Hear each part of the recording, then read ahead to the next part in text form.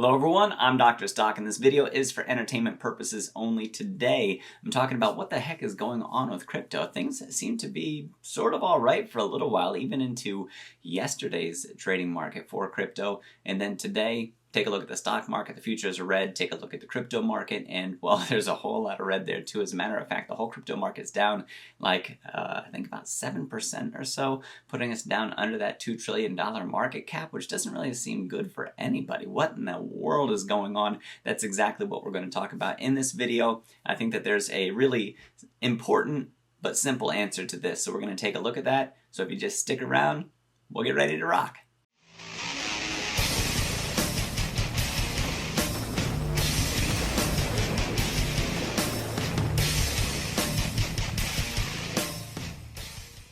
Alright, welcome back. For those of you who are interested, check out that link to the Patreon down in the description. By going over there, you get access to my portfolios, my growth portfolio, dividend portfolio, my new crypto portfolio. It's also there, which I'm probably going to add to today since the crypto markets are down. We'll go ahead and take a look at that and see what we think about it. Also, while you're down there, also down in the description is a link to Moomoo and Webull. By signing up and depositing your money, you get free stocks. I get free stocks for the referral, so go ahead and check those out. It's free returns, throw them back at you, so why the heck not? Matter of fact, you know, what better time than today to take advantage of that. So, also, cover up your eyeballs, smash around so you hit the like button if you like this video. Maybe you'll happen upon that subscribe button while you're at it, so go ahead and press that. And then finally, that notification bell, ding, so you can get notified anytime that my videos are made available. I'll keep the sound effects coming. You guys just enjoy. And by the way, this hair is doing all right today. Better than the markets are. So, let's get right into the cryptos. Alright, so when we take a look here, this is on coinmarketcap.com. We'll zoom on in. You can see the market cap is under $2 trillion, a drop of about 7% over the last day. And this is something that on the East Coast that I woke up to. So you can see Bitcoin, which was up over 48,000, is now down under 45,000. Ethereum, which is around $3,400 to $3,500 per Ether token, is now down below 3,200 ETH. And so, wow, how low is that going to go? Cardano down around that 210 level, which was something that I talked about in one of my previous videos. Go down to Solana, down to $140 per SOL token there. Polkadot down under 30. Let me see. Our friend the little Doji is down under 22 cents. Let me see some other fun. A lot of people like Avalanche. That's one that I don't personally have. A lot of people also like Terra Luna. That one's down big, 16%. Chainlink is one of the ones that's one of my favorites. $25. And let me see, go down. There's my friend Polygon, down to $1.20. What I think is going to be really important while you watch these prices in the crypto space is where exactly they find that sort of solid support, because we have a fairly big negative catalyst here that's pushing the stock markets down and the crypto markets down. And, you know, I thought I knew what it was. I was looking for a little bit of confirmation, and I really think that this is exactly where it is. So, let me see right here. This is on cryptobriefing.com, and I think that they hit the nail on the head. So it says, crypto assets live, financial markets brace for volatility, and 15 minutes ago as of the recording of this video. So while we check this out, crypto markets fell today. We know that weakness in financial markets appears to have spread into crypto assets. I believe that's the case. And then bearish catalysts outside crypto space may be responsible for the current drawdown. What better time for this to hit than at the end of Q3, and you know, for people to find their new leveraged positions, to take that sort of stance, and maybe even find some really nice buying points, some nice buying prices. So we'll check that out. So we could read about this drawdown that they have, and the fact that the crypto market drops, and how much it's down by. However, I think if we just scroll on down, there we go. So this is one big thing. It's not the big thing, but talking about China with its Lehman moment that it has with Evergrande not being able to get out of the sort of debt that they're in, that's bad news. This right here is the big one. And it's funny because they say elsewhere. I know China's a big market, but I really think that this is the one that's having the huge negative effect, and that's the debt ceiling crisis that we have. And this is something that's going to cause a lot of people to de-risk over time, because basically the United States, as of right now, or even soon, they're not allowed to spend any more money. They can't go any further into debt than what they are. I believe it's somewhere around like 22 trillion or so. I'm not exactly sure that debt ceiling number. And the Democrats in the United States are trying to get that removed, or at least raised for the time being. So trying to move beyond that so that way they can go ahead through with their spending, and that they can also push the infrastructure package through. And really, it's come down to a push versus shove kind of thing where, you know, you could do one or you could not do the other, but we'll see, you know, how that plays out. You know, if the Republicans are trying to leverage their own point of view, and I'm not here to judge what's right and what's wrong. I'm here to talk about what's going on with the markets. So if the United States can't take on any more debt, then they default on some of their promises, which does some really terrible things. It can downgrade their credit rating. Check out Black Monday 2011. If you haven't ever searched that or read about it, you should, because that's what happened when their credit rating was downgraded by Moody's, I believe it was, back in 2011, and it was like a 5 to 7% drop. Now, something to think about. And I know the markets were fragile then, the markets are also fragile now. Will we get that same 5 to 7%? Is this something where we're going to raise the debt ceiling, or are we just going to suspend it for the time being? You know, we're going to have to wait, and we're going to have to find out. This is when, you know, when you have that sort of leverage, this is when negotiations actually happen, and when you actually get agreements going on. So this could affect the infrastructure package.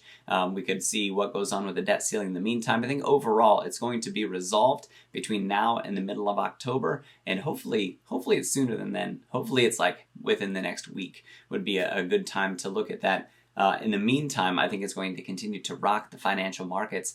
In crypto is certainly one of those spaces that isn't immune to it. So I think people are going to be moving out their money to safety. And they're going to look for those opportunities when they think that the markets have about hit bottom for right now. So remember that crypto isn't necessarily immune. So right here in this last sentence, crypto assets are considered high risk due to their extreme volatility. We know that, and therefore are some of the first to be cut when the markets go risk off.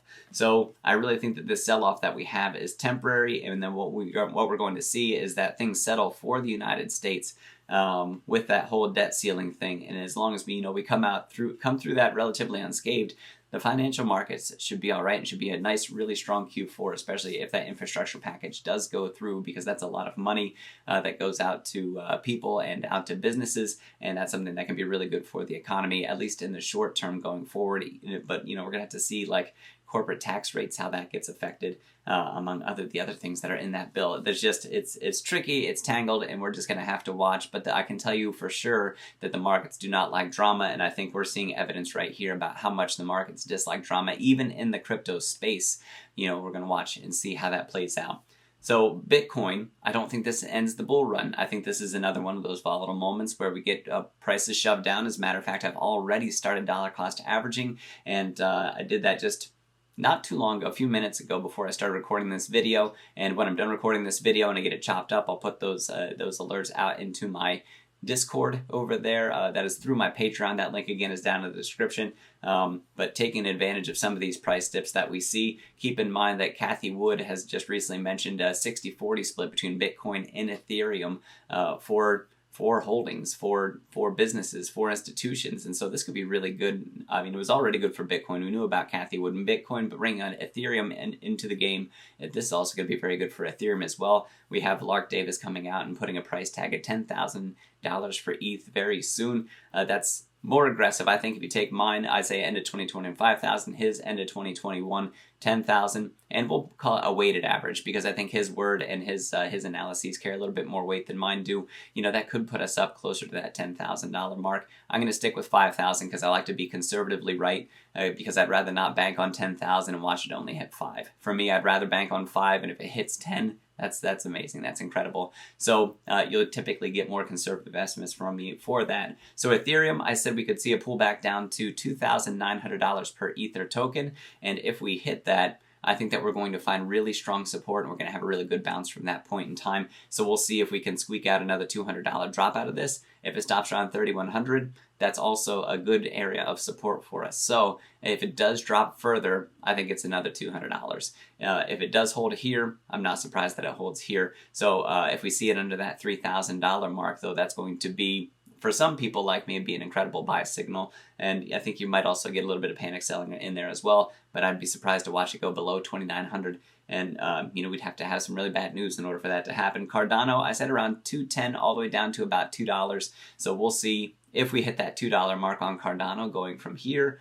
And Solana finds a lot of support right around 140, and right now it's just under that mark, but it's still close to that $140 mark. So we'll see if it holds that. I think if it lets it go, from what I remember from the charts, around $100, which would be a very significant drop from where Sol currently sits. For me, $100 would be a huge load up point. For other people, it might not be there. It might be, it might be something where they sell, or it might be a place where they're waiting for even better pricing. We'll see for that. But I think, 140 I think is going to be really good support. 100 I think is going to be super strong with support. I think we're going to see a lot of buying pressure come in around that $100 mark if it should happen to take that big of a tumble. Polkadot, absolutely awesome with their parachain auctions. Definitely one to watch, and one that I have also dollar cost averaged into. Our friend the Doji, I don't know as well, but it's been hanging around like 24, 25 cents. I haven't seen it out of the 20-cent range in a long time. I'm not going to venture a guess, but, we'll see what happens. Moving on from there, our friend Chainlink. Chainlink around $25. I would say that's about right for support for Chainlink. And then where's our friend Polygon? Polygon, $1.20 seems to be where it keeps hitting bottom recently. So we'll see what happens with Ethereum. If Ethereum tags 2,900, which I think would be where we're going to find some pretty solid support. We could see a few cents more to a few dollars more, depending on which crypto we're talking about, come off of these things. So let me summarize. The debt ceiling trouble that we have, I don't think is any small amount of trouble. I think that it's going to be very big trouble for the markets until it gets sorted out. I think it is something that will pass. I don't think that we're going to come through it unscathed in the short term. I think in the short term we're going to see that volatility. I think that we're going to see things hit hard. So by things, I should say the indices are going to be hit hard. Individual stocks, especially ones that have higher betas, so are more volatile than what the markets do. Those are going to take it especially rough. And then the crypto markets, of course, are certainly not immune to this. So what we can find is if we move to a cash-rich position, or if we have cash on the side that we're able to move in while these, we'll say, volatile days are happening, then we stand in pretty good shape to take advantage of them. So for me, it's a dollar cost averaging time. Depending on how big of a drop we get in the crypto markets, that would most definitely determine how much I do lean into these different investments that I have. And plus it also depends on my conviction for the crypto. Ethereum, still my number one by far. That's usually where I lean the heaviest. That I usually put in twice the amount for Ethereum that I put into pretty much any one of the other cryptos that I invest in. So that's what I have for you guys today. So be careful out there. Watch that debt ceiling news, because I think it's going to tell us a lot. And what we're looking for especially is how long is it going to last until we find resolution. Because I think until we find resolution for the debt ceiling troubles that are going on right now, until we have news that it's going to be raised or waived, we could be in for some pretty rough markets in the meantime. So thank you guys for stopping by. I really appreciate it. Check out those links down in the description. Moomoo and Weeble, sign up and get your free stocks. Thank you for the free stocks. Wonderful support that way. The Patreon, if you would like to support me while supporting yourself in that way too, you can come over to the Patreon, check it out. You can see my buy and sell alerts. You can see my portfolios that I have over there, my weekly newsletter, my weekly watch list of stocks that I also put out. And then let me see what else. Ooh, I know. That like button, keep your eyes wide open this time. If you haven't already pressed the like button, go ahead and press the like button, subscribe button, and ding ding ding, that notification bell to see anytime that my videos come out. It's been a lot of fun. I always look forward to coming on here and sharing what I know and hearing from you guys in the comments. So thank you, even if it's just for watching all this video all the way through.